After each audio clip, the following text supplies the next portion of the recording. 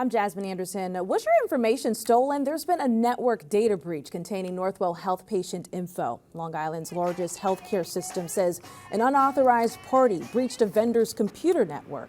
Medical records, lab results, and insurance details may have been compromised. A cybersecurity team is helping to investigate and contain the threat. First in Newsday, a casino setback. A state Supreme Court judge has blocked the Coliseum lease transfer for the Sands Casino in Nassau. Yesterday, the justice voided a 99-year lease agreement.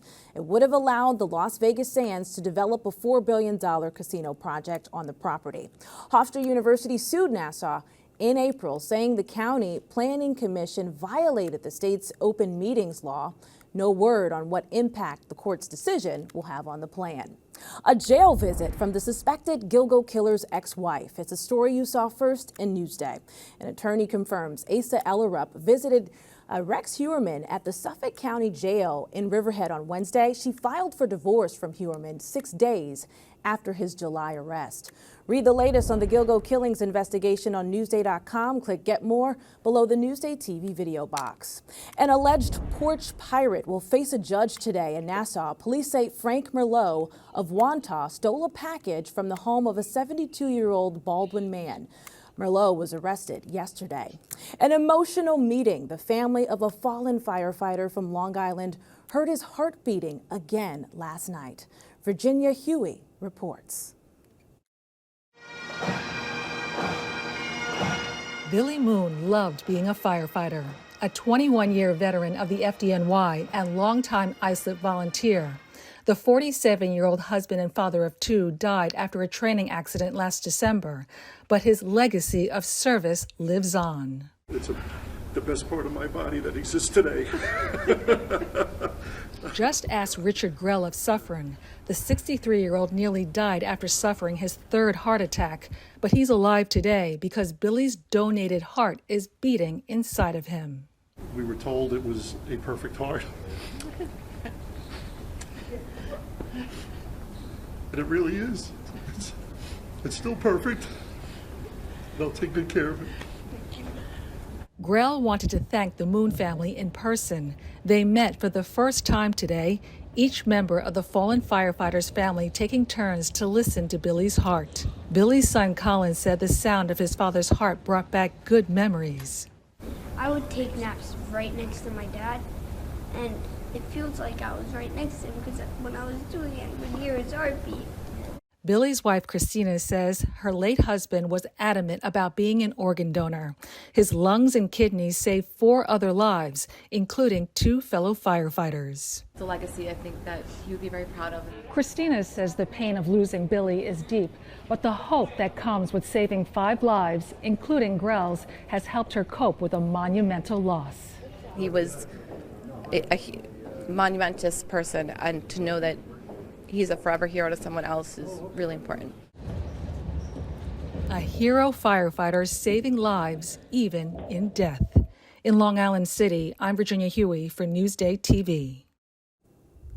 An emotional match there. Read more about this story on Newsday.com. Click Get More below the Newsday TV video box. Portraits of heroes. Headed into Veterans Day weekend, some local students are honoring service members. Look at this. At the Long Island's Children's Museum Wednesday, veterans came face to face with their portraits and the student artist behind the work. The Veterans Portrait Project started at Notre Dame Catholic School in New Hyde Park. I like doing this because it really helped me understand what real struggles they went through. I love them. They're all different, but of course the beauty is in the eye of the beholder. I think they're great. You can see the artwork on display now at the museum in Uniondale.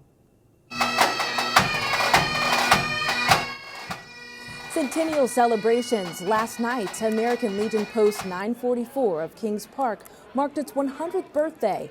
They had a party at the Smithtown Landing Country Club. Leaders are now looking to recruit veterans from recent wars.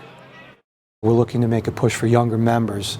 I don't think they realize all the different things that we do, not only for veterans, but within our own communities. Read more about local veterans tributes and Veterans Day discounts on Newsday.com. Click Get More below the Newsday TV video box. It's about to look a lot like Christmas in New York City. The 2023 Rockefeller Center Christmas tree is on its way to Manhattan. It was cut down yesterday morning in upstate Vestal. The 80-foot Norway spruce is set to arrive at Rockefeller Plaza early tomorrow morning. It will be lit November 29th. Checking out your hyperlocal Friday forecast. Cloudy today, highs around 53 degrees. Tonight, lows in the 40s, so make sure you grab an extra sweater, maybe a scarf to keep you warm. Tomorrow for Veterans Day, mostly sunny with highs around 52 degrees. A look at your 7-day forecast coming up. Long Island weather is brought to you by Home Tax Saver, PTRC Incorporated.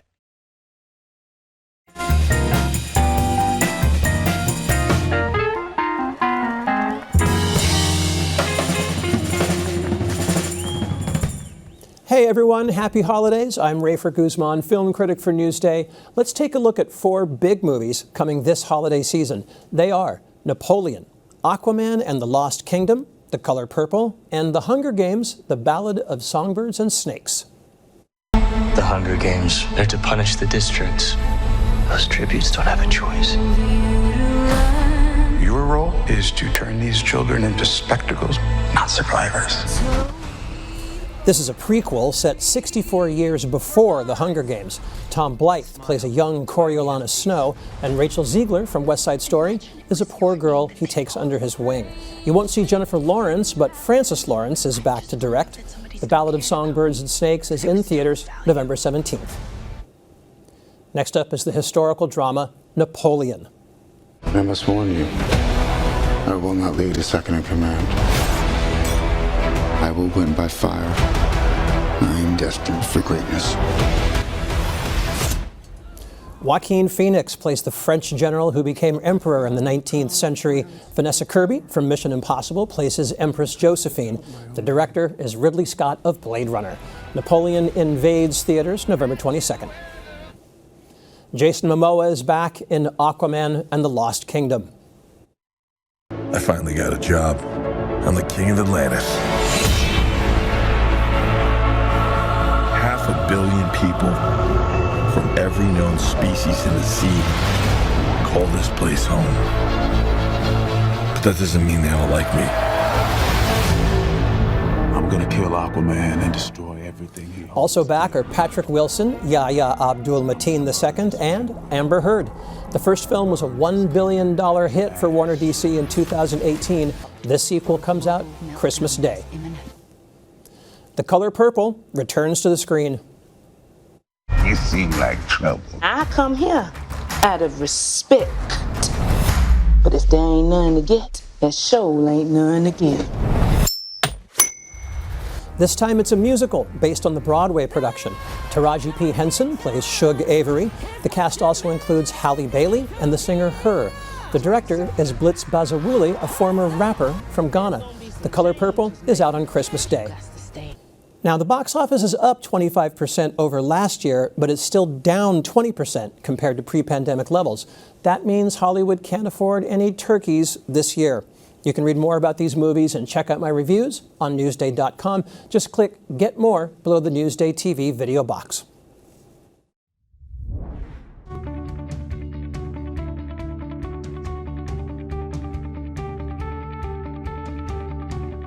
Feed Me is brought to you by PC Richard & Son.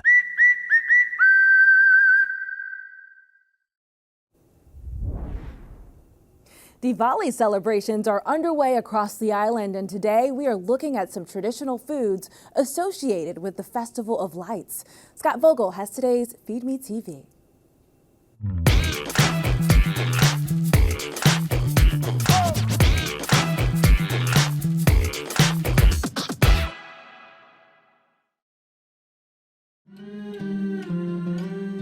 This is an art form associated with Diwali, right? And what is this made of? Made with the rice flour and colors. Santok Singh, the executive chef at Mahal, started life very far from Roslyn Heights in a North Indian Punjabi village. We have a lot of buffalo, cows. So you milked the buffalo? Buffalo, yeah. The cow.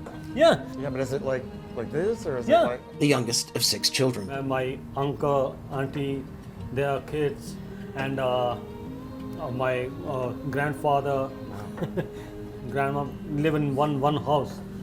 It's a lot of fun. It's crunch time for him. Diwali season, the festival of lights in which mithai, sweets like this besan ka laddu, are a big part of the celebration. Singh has been making them since childhood using a base of ghee, chickpea flour, and sugar, always in a precise 4-to-1 ratio. So do you remember the first time you ever made this? I made with my mom. Really? In India, yes. Then we put saffron milk, cardamom powder, let get cold. After that, we make a laddu. Diwali is a holiday for Hinduism and other religions and is celebrated in every corner of the Indian subcontinent, each of which produces its own signature sweets, dozens in all. There's Gajar ka halwa, a heavenly pudding made from ghee, grated carrots, cardamom, milk solids. It's getting very bubbly. I'm getting scared. I don't want to ruin this now. And a sprinkling of toasted nuts. Okay. Nice slow. It's okay. And my personal favorite, the bread pudding known as Shahi Tukta. This is gonna be good. If you can't find joy in bread pudding like that, well, check your pulse. Word is that the joy of Diwali is rapidly spreading beyond the Indian American community here, going mainstream. And that's hardly a surprise. I mean, it's a holiday dedicated to light over darkness, goodness over evil, and wisdom over ignorance. You'd have to be crazy not to celebrate it. Happy Diwali. And as for Singh, well, it's no surprise that every year he produces some of the happiest, most delicious Indian sweets around. A man who can find joy in a house living with 18 people is a man who knows joy. Is your family still there? My brother, his family is there. There are no more cows there, but buffalo, we still have 2 buffalo in there. Yeah. I can smell all of the spices. For more on Diwali food, just go to Newsday.com, click Get More below the Newsday TV video box. My goal is to entertain, but also to let you into places where the fans can't go. I want to take the readers inside the locker room, inside the heads of the athletes. Newsday, covering Long Island like no one else can. I'm Jasmine Anderson. Happy Friday, everybody. Thanks for watching. We'll leave you with a look at your hyperlocal 7-day forecast.